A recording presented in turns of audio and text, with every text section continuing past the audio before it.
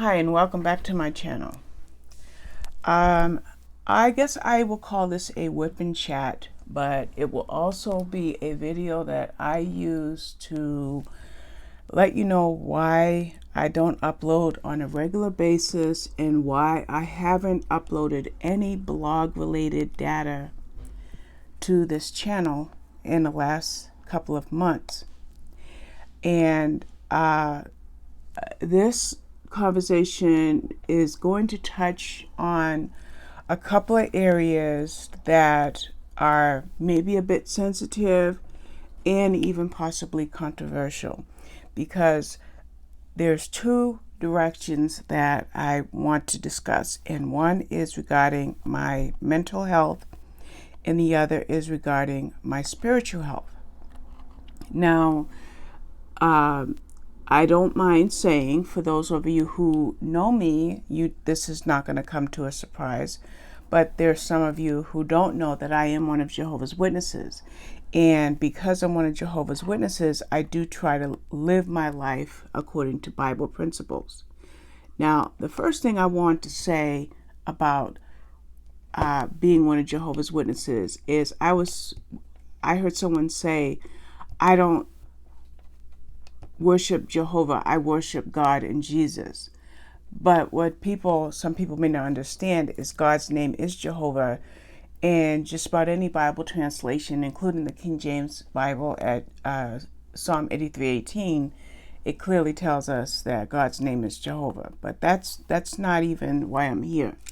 I just wanted to say that because I call God by his name, it doesn't mean that I'm very different than others who have faith, and no matter what their faith is. However, my faith does come with certain responsibilities.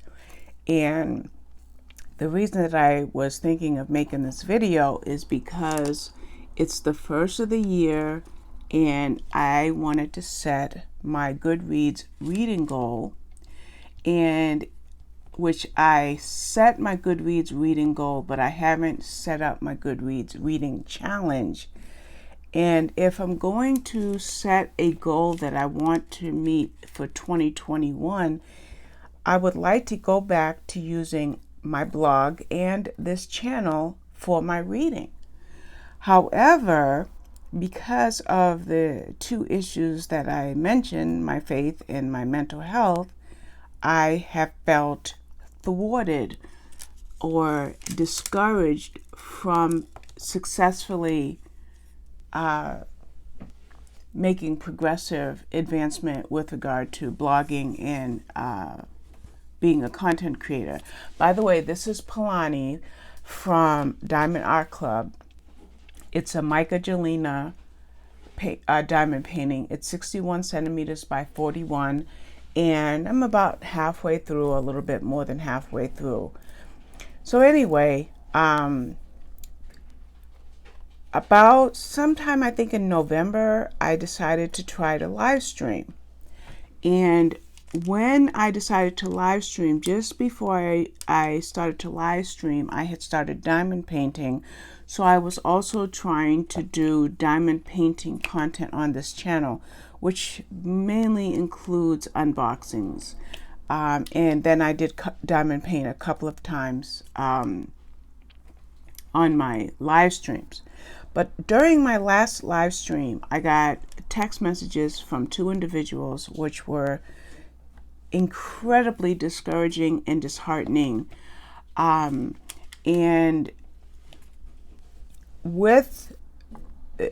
I said I was going to touch on my mental health. I have bipolar disorder, PTSD, major depression, and anxiety. And with that, I get triggered. And whether these two individuals know it or not, they had a huge role in me not live streaming anymore and slowing down on anything to do with my blog. I don't think I've done any monthly updates, any weekly updates, any TBRs. I think I did maybe 17 blog posts in December and in November, whereas I usually do 50, 60, or 70. I will say that my blog is still getting something like 10,000 views a month. So I don't know why people are still reading me, but anyway, I just kind of lost interest. I do a lot of blog tours. And so for November and December, I fulfilled all of my blog tour obligations, but nothing more. I didn't do extra reading. I didn't do any binge reading of series or read favorite authors.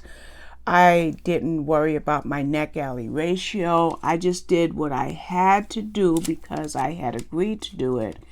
And if I didn't make a date for a blog tour, I simply did not read because I didn't want to. As I mentioned, I was triggered, I was discouraged, I was heartbroken, and I lost my drive. Now, thankfully, I have some things that keep me going. First of all, as a witness, I have my Zoom meetings twice a week. And we have special programs and assemblies periodically. And those have been incredibly uplifting to me to keep me going. Secondly, is I see a therapist currently by webinar or video chat every week. And prior to the pandemic, I would go to his office every week. So between having my regular spiritual food, I get regular mental health counseling, and that's kept me going. And when I say kept me going, basically it's kept me out of the hospital because I was constantly having mental breaks over the course of the last couple of months, and it was just weakening me over and over and over again. So as I mentioned, the first of the year is upon us, and as an avid reader, I wanted to go ahead and set my Goodreads goal, set up my spreadsheet, look at my blog tour schedule and my NetGalley titles and the authors that I'm on street teams for, make sure I get those books read and publicized, and looking at all of that and thinking, but how do I start again? How do I get back on the horse? And let me tell you, I read a book last week. It was 209 pages and it took me 4 days. Now, in my right frame of mind, I can sit in my recliner and read a 200-page book in the manner of 2 hours at best. But no, wait a minute. What, Bill? I think I made a mistake.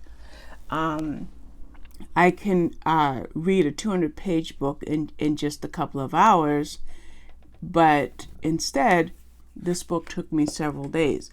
Well, that's indicative of how I read for nearly 2 months. Now, at the end of 2020, I did surpass my Goodreads goal, which was 500 books, and I finished off the year at 626 books with over 200,000 pages.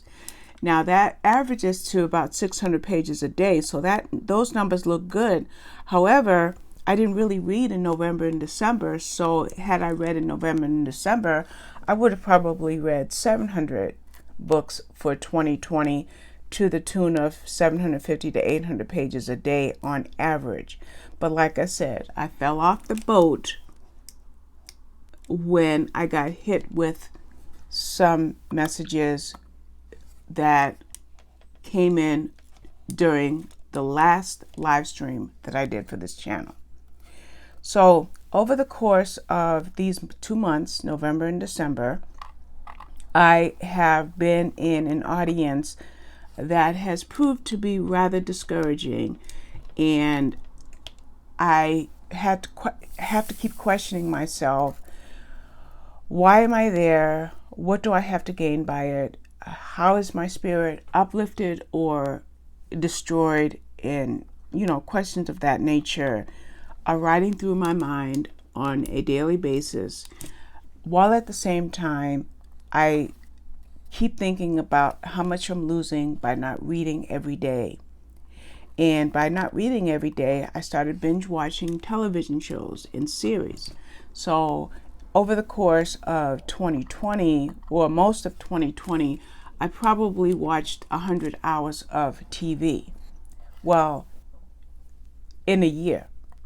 But then, because of binge reading, I probably watched 1,000 hours of TV in a couple of weeks.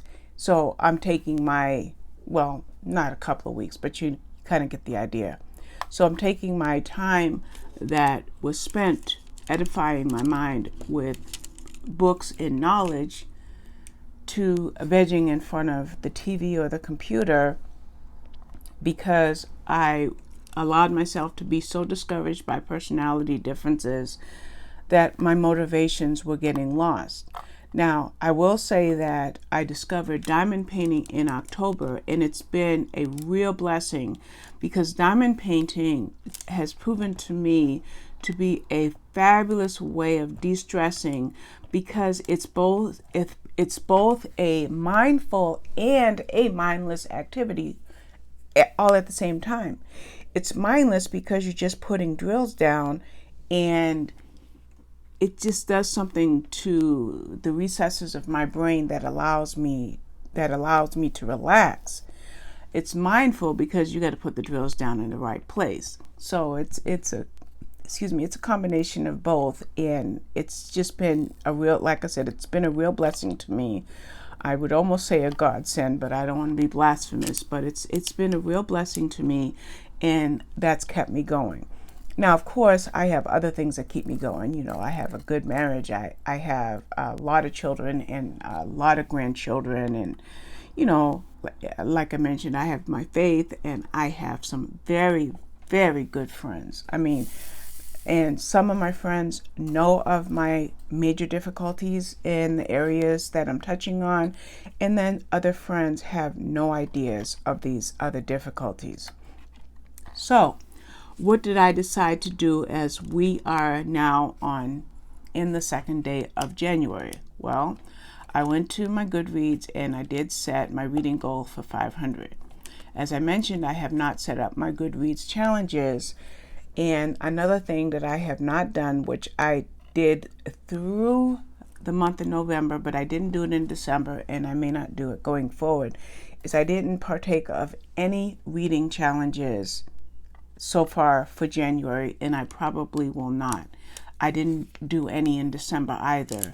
Usually I do 8 or 9 every single month, which means lots of spreadsheets, lots of data, lots of links, lots of reading. But like I said, I lost it. I lost my drive. I didn't want to do it. So even though I did set a reading goal, I won't do any challenges for the month of January.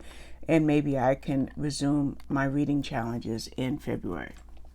Now, I ran across 2 scriptures. I won't read them, but I will tell you what they are. They are, let's go back to, I know where they are. The 2 scriptures I ran across that I thought were very encouraging were Colossians 3:13 and Ephesians 4:32, and basically they say the same thing. It's being freely forgiving towards one another and being kind and tenderly compassionate. And Colossians 3:13 tells us to continue putting up with one another. And there's another scripture that I didn't look up, but it's basically says, why not let yourself be wronged? What does why not let yourself be wronged mean? Well, there's been a perception of harassment when it comes to me, because somebody was messaging me over and over again over the course of the last couple of months. Every time certain things would come up, I would get messages, and then I would respond to the messages.